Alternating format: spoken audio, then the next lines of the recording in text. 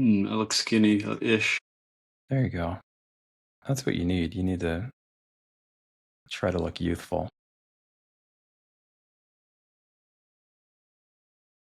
Welcome to the Experience Project. My guest today is Mike Holcombe. Mike and his wife are the owner of Caitlyn Minimalist. And I'd love for you to introduce yourself and let us know what Caitlyn Minimalist is. And then we can start to dig into what a retail experience is to you. Sure, yeah. Well, thank you, Christopher, for having me. You know, we've known each other a long time. Gosh, dang near 20 years. I think it's a little Um, more than 20 years. yeah, and when we first met as young bucks, I was bartending for like nightclubs and dive bars, and I never expected that 20 years later I'd be selling women's jewelry. But met a fantastic woman who um, she's just highly focused, highly entrepreneurial, and she has cracked the whip correctly and got me straightened out and focused on helping build this business with her. So it's been a crazy ride. Like I said, I went from bartending into helping her scale her business. She had already gotten the roots going on Caitlyn Minimalist. It was just a small little Etsy shop when we met, and I started helping her here and there, and then really got some traction because we treated it like a business with Etsy in the beginning. Etsy back in like 2013, 2014 was just like moms or just people working a 9 to 5 and then coming home and doing their little side hustle, which is like their little Etsy store. But we were treating it like a business from the get-go and answering emails within like the first 5 minutes, and so we were able to kind of scale that. And I'm going to skip a lot of chapters in our growth, but 15 was it no 12 years now, I think. 12 years later, we're the number one seller on the Etsy platform for all categories. We've done over $100 million on that platform. We have since moved into our own Shopify site just because we wanted to have more control of our brand. We didn't want to be at the whim of the Etsy terms of services, and ultimately just we're always looking to grow and reach new people, and that's what we needed to do. And that was, I think, around 2019, 2020. And then more recently, we've gotten into live selling on TikTok Shop, and just a lot of like more affiliate sales just through social and physical retail, something that I never expected for us to do. It's so out of our scope and knowledge, especially from the early beginnings of working at our living room to where we are now. Yeah, physical retail just seemed like such uh, a distant thing, a distant possible thing that just, I don't know, it just wasn't in our thoughts until recently. So we have 3 stores right now, and we have 4 under construction. So by the end of the year, we'll have 7 retail stores open. That's us in a nutshell. I know I skipped a lot of little details about who we are, what we're doing, but we started with personalized jewelry. And I know that today we're talking about experience and what that means, and capturing that meaning behind what people are looking for in their jewelry, whether it's like handwriting or um, you know a birthday to commemorize or the passing of a loved one. Um, we're able to try and capture that as best we can and put that into jewelry. And now, we've grown from personalized to made to order jewelry, but that's really where our beginnings is that personalized experience with jewelry. That's cool. That was going to be one of the questions I wanted to touch on is you obviously have the roots of personalized jewelry, and I've ordered a bunch. My wife has a bunch of things that are my handwriting, her handwriting, coordinates of special places that are meaningful to us.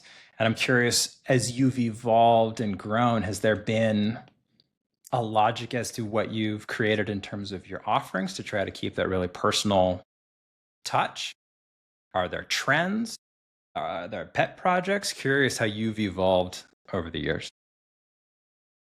Yeah, I think at first, we were one of the first movers in personalized jewelry at scale. So I think personalized jewelry has always been available, but it's always been a little pricey.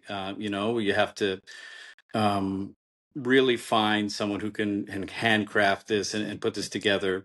But we were able to figure out a way to do this at scale with sterling silver to make it very affordable for people with quick turnaround times, 8 to 10 business days.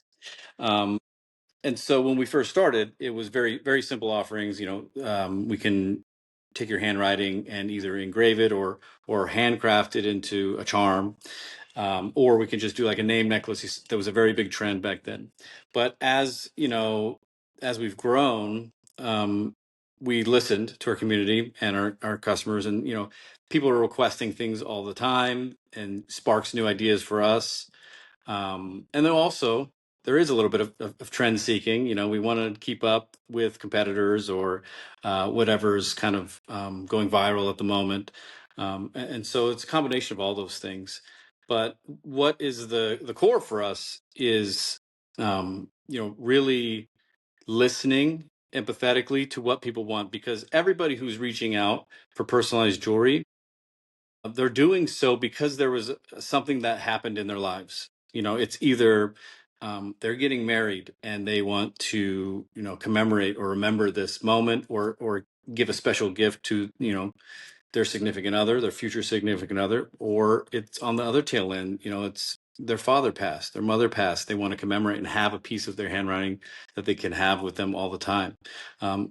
All sorts of different moments, birthdays, gifts, a lot of gift giving to go inside to coordinate with those special dates. And so being able to listen and to get it right for people, that's always been the challenge. But yeah, it's really where we started, and now years later, we're doing all sorts of different things. We're taking pictures of your pets and we're engraving those into charms. So it's always changing, but what doesn't change is people want to commemorate um, memories, and jewelry is just a medium for that. That's cool. Before we dig into sort of your experience online and now going into in person, curious to get your take on what do you think is the difference between an experience and a transaction, or like just a moment versus a story worth telling? Yeah, I mean, transactions are forgettable, right? We transact all the time here. Uh, Gosh, every day we're transacting, whether it's at the store buying a soda, getting gas. But those aren't experiences. Experiences are just things that you want to share with people because they've changed you. And I think that what we do is something that people want to share with people. That's why we are a great gift giving brand, because that's the shareability of it. Um, so yeah, I really think transactions are just things that just you don't remember. Experiences are memorable. Would you tell me about the last tank of gas you purchased? But you tell me about the last trip you took. It was an experience. Did you try to create an experience for your customers when you were solely on Etsy, solely on Shopify? And then the flip side of that is how are you bringing that into a brick and mortar store? Yeah, it's a good question. The shopping experience, I think that there's a lot of assumed expectations.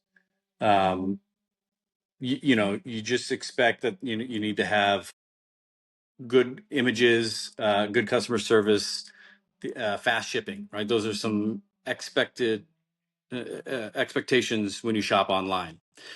Um, you have to do those things, but where can we excel in those things? We want to excel in those assumed expectations that when you shop online. And so, like I mentioned, earlier in our conversation, when we were just beginning on Etsy, we were answering within the first 2, 3, 5 minutes of getting an email. So we're getting very, very quick response. And we're able to turn around handcrafted, personalized jewelry in the mail in a week to you. Now, fast shipping, we were shipping with USPS. So sometimes that wasn't, we're not Amazon, we're not using Amazon. They've definitely excelled in that space. So we're doing our best when it comes to that. But we're actually now using Amazon as our carrier. So we've definitely we're excelling now in that, because they're game changing when it comes to fulfillment and stuff. So yeah, so that's kind of like where I think about it is, there's these expectations when you shop online, and you just need to be able to excel in those. Now, when it comes to like visuals, that's where I think we really are trying to push the boundaries as well. Um, you know, Jewelry is something that, it's very visual. It's hard to see without seeing it in person, unless you have great photography, unless you have great branding. And that's something that we really put a lot of effort into. And so all those visuals that we've kind of created online, and all of the hard work we put into customer service, and exceeding those expectations, we wanted to push that and translate that into person, into real physical retail. But that's really not where we have any experience. And so that's really, it's been a challenge for us, so we've done a lot of learning on the fly. I remember when we first had the thoughts of doing this, I didn't even know where to start. I just started cold calling them all. Just like uh, finding people on LinkedIn and cold calling them. No one was really returning my phone calls, and really it took like a connection to get synced up with someone. I have a friend who owns a few restaurants here, who happened to have like the executive of Irvine Company down here in Orange County, where we're based. They're like a big retailer here. Sorry, commercial real estate, not retailer. They own all the commercial real estate. So I send an email, and I got a reply in like 20 minutes because I had the right person. So really I just didn't know where to start. Just to kind of to summarize that. And so when we finally got going, finally got a hold of someone, you know, we put a lot of time and effort into our first store, just because we wanted to do it absolutely right. How are you taking that lightning in a bottle that you've figured out online with Yeah. excelling in the expectations there, and even some of the surprise and delight that you're bringing to people? There's obviously that custom moment, but you're getting it to them quickly. The whole process is frictionless. How are you bringing that to a live store? Yeah. So, like I was saying, there's a lot of aspects when we sell online that we can really control. And that's that customer service, that is, quick fulfillment, and that's the visuals. And really, when you have a physical store, the visuals, and it really got to be important. And of course, you have that human touch now. Someone's there to kind of put a face to our brand. And so I think those are the two really big ones. The product is the product. We've already done a great job at creating that, and it does sell itself. But that environment, when you come in, we want the Caitlyn Minimalist world to come online and be the same. It needs to all be kind of synced. So we didn't really hold back on budgets. So we have a new store in Mission Viejo that has a whole built-in shelving. We've used a lot of art from Etsy sellers too, because that's where we come from. It just has a really like organic, good, warm feel. And so yeah, it's just a lot of vision from my wife, and our designer Tanya. I talked about like the expected, what's assumed when you shop. Like, you need those things. And so the same kind of goes for physical retail, right? So when you go in, it's got to be clean, it's got to be neat, it's got to look nice, you got to have warm customer service. And so those are the things that we knew that, you know, you have to get right, but how do you exceed that, right? So our visuals, when you go in, our price points are only like $35, $45, but you walk into the store and you feel like you're in fine jewelry, or you know, it feels very elevated, and the website also feels very elevated for our price points, which is a little bit of a dilemma for us sometimes too, because you know, you don't want someone to walk by like, oh, that's out of my league.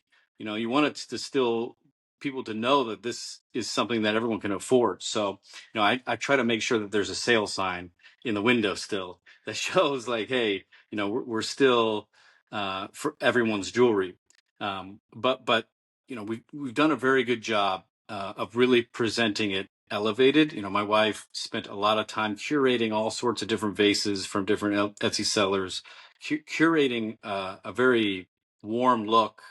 And you know, our staff, we train them to clientele. I don't know if you know this term. That's kind of last few years newer in retail. It's No. it's not it's not just about customer service anymore right there in the present. Now it's about clienteling as well. Like you want to go above and beyond. You want to follow up. You want to reach out to people when they're not even in the store. I know, you know, some people don't like that, but obviously, you know, we're talking to people who still want to connect with us and making sure that they want to hear from us again.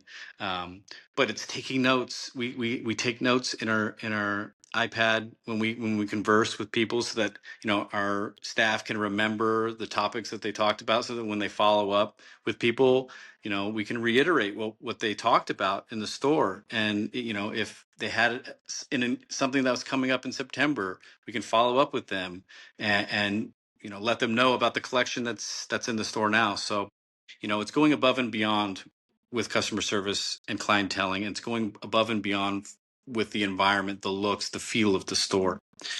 You know, that's where we're really trying to create that environment. I remember Kelly telling me a story where every time she went to the dentist, she thought, oh, yeah, the dentist knows me. The dentist knows what I'm doing in school and what I'm doing. No, it was in They the take notes. notes in the pad. And when she realized that, it blew her mind. I'm curious, beyond the clientele approach, what do you do to train your staff to embody what you feel is the Caitlyn Minimalist experience?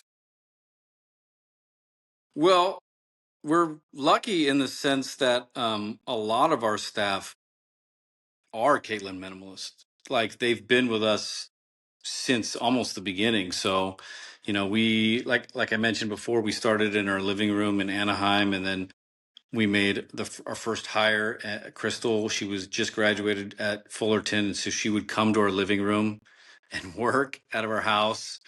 And it got to the point where we had like five like, you know, employees in our like spare room at our house, and we're like, we should probably get an office. So, you know, my kids running around in diapers, and it just didn't. It did. We were at a point where we could do it now, so we finally got the office. But I'd say 3 out of the first 7 employees are still with us. You know, and so as we moved and scaled, we're at 75 employees now, but I think a majority of them have all been 3-4 years plus. And so like we don't really have a lot of turnarounds. And so I think that's a good sign to for us to know like that they're with us. They share the same vision, and they understand what we're all about. They've seen all the growth, you know, they've built it with us. What do you think is the difference between the very intentional plans that you've set out to do versus fortuitous moments, happenstance, sheer luck that has come through along the way? Or what do you think is the difference between some of the plans that you've made versus just like the trial and error? Yeah. Yeah, and I think physical retail is one of those things where we didn't really plan it. Um, you know, there was this YouTube video that came out like a year ago. It's probably about 2 years ago now, where it was just like this pseudo investigative reporter who thought that she was, I don't know, doing groundbreaking work, and she was lumping a bunch of e-commerce brands into just the general drop shipping term. So she included us and did like 15 minutes on us, saying that we're drop shippers and don't trust us. Everything's like coming from overseas, and like the our address isn't even real. That's because our office at the time was on the second story of a pet clinic, and so when you Googled the office, it showed like the office, it showed a pet clinic, but we were on the second floor. So that was just frustrating. I'm like, we're there. We're just on the second floor. I just try to get cheap office space. And so, yeah. And then also my wife's a very private person. She doesn't really have an online persona, right? So you can kind of find some articles on her now. She's kind of opened up a little bit more. Before she was very private. I'm a little bit more out there. You can find, more of me online. Anyway, so like this article comes, or this YouTube video comes out. Is there? Do you hear that noise? There's some buzzing going on. Someone cutting some drywall. Yeah, it's like they started some construction in my house. Sorry, I apologize for that. That's fine. So because of this video, I just felt like we needed a little bit more brand trust, even though we didn't really, do anything wrong. We just kind of got accused, and this video got like 1 million views. Jeez. I'm gonna walk and talk. I'm gonna come over here. Yeah, so this video got like 1 million views. I'm like, it's a little frustrating, but like if you respond to it, then it's like you're bringing more attention to it. So just let it pass because a lot of it wasn't true. And so I was like, well, how do we build more brand trust if people are just thinking this? If like we're some drop shipper, even though we've got a great presence online, we're number one seller on Etsy. So physical retail and being there as someone you can talk to and go in and shop, it just has more brand trust to it as well. And so that's one huge factor into why we also jumped into physical. Well, yeah, that's like something that was unexpected for our growth. I think that's neat. What do you so as you're building out the brick and mortar stores and starting to interact with people in person versus the digital interaction of your various online sites, what do you think is the benefit of the physical presence of people actually coming together? One of the biggest goals of this project, of this whole inquiry, is figuring out the roots of human connection and what human connection is able to unlock or grow or benefit. Where do you see that with your own business? Yeah, well, like I said just before, there's more trust there. You feel like having someone there in person to talk to, like there's somewhere you can go to instead of just email a problem to, like you can go and talk to someone. But something that's really happened to our stores um, recently, because we've put a lot of attention into the curated look of them, is we're hosting like mom events at them or just gatherings.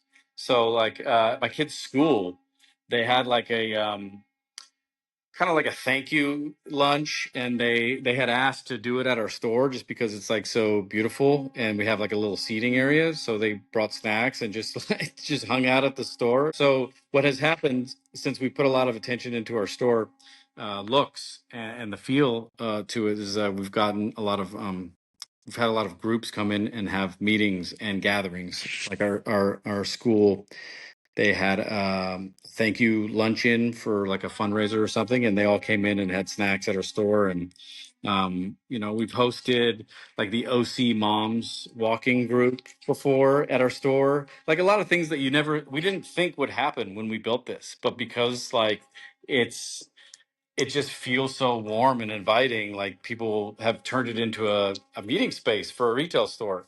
And so we've kind of like thought like, oh, maybe we should sell coffee or whatnot. make it make people stay a little bit longer. That's cool. The last guy that I interviewed, a friend of mine in Mexico City, interviewed him last week or the week before, just opened up a coffee shop, and it is a runner's coffee shop. So it's the anchor for going on runs and for running groups and for anyone that wants to facilitate community run, corporate team run sort of thing. And that's his business. So he's got a coffee shop, and that's the anchor point. And I was able to run events out of it, which is actually pretty cool. Yeah, it really is just finding, it sounds cliche, but like your niche and then building around it. Um, yeah, that's really cool. I also have a buddy in Mexico who has a coffee shop, and he has bikers who come all the time. Should introduce the two of them. They could build up. Yeah. Uh, We've been offering ice cream now though, because we couldn't quite do coffee in our stores. It was just not allowed with our lease, but so we give away free ice cream. So if you come shopping at Caitlyn Minimalist, you also get a free ice cream. my kids would love that. Anywhere that they can get ice cream. That's awesome.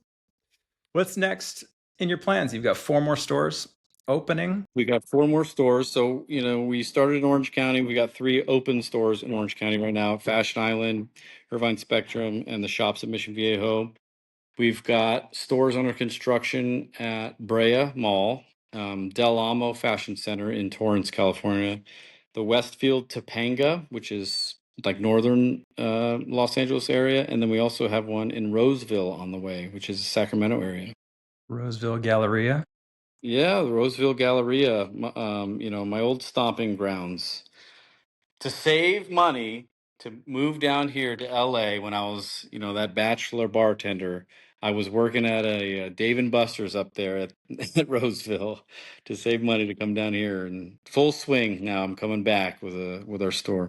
It's a full circle moment. Yeah, That was a fun that time full when we circle. were all That's the term, not full swing. full circle. Yeah, full circle. There you go. What do you think people can learn from your experience in building out your company, but also in building out this brand and this experience that is approachable, elegant? Yeah, What yeah. can people learn from you? Listen to your wife. No, She'll love that answer. yeah. No, I look, just be humble and know that you don't know everything, and learn while you go. I've learned so much over the last 10 years, 12 years.